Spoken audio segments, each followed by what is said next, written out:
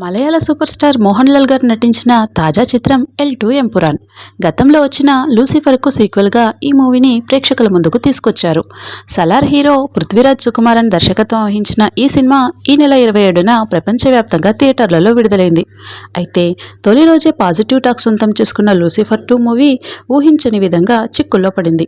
ఈ సినిమాలోని కొన్ని సీన్స్ గుజరాత్ అల్లర్లను ఉద్దేశించి ఉండడంతో పలువురు మేకర్స్పై మండిపడుతున్నారు. ఈ చిత్రాన్ని బ్యాన్ చేయాలంటూ సోషల్ మీడియా వేదికగా పోస్టులు పెడుతున్నారు. ఈ నేపథ్యంలో ఎంపురాన్ మూవీ హీరో మోహన్ లాల్ గారు స్పందించారు.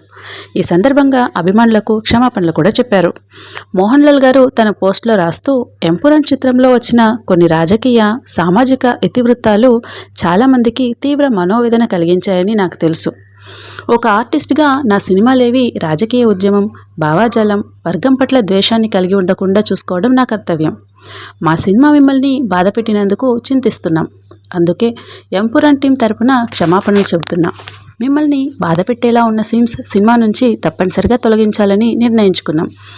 గత 4 దశాబ్దాలుగా మీలో ఒకరిగా నా సినీ జీవితాన్ని గడిపాను.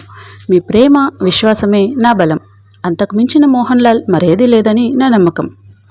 ఇట్లు ప్రేమతో మీ మోహన్ లాల్ అంటూ పోస్ట్ చేశారు.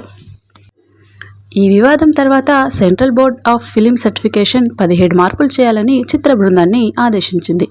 ఈ విషయంలో కేంద్రం జోక్యం చేసుకున్న తర్వాత సిబిఎఫ్సి ఆదేశాలు జారీ చేసింది. కాగా పృథ్వీరాజ్ సుకుమారన్ దర్శకత్వం వహించిన ఈ చిత్రం మలయాళ సినిమా చరిత్రలో అత్యంత భారీ బడ్జెట్ చిత్రాల్లో ఒకటిగా నిలిచింది.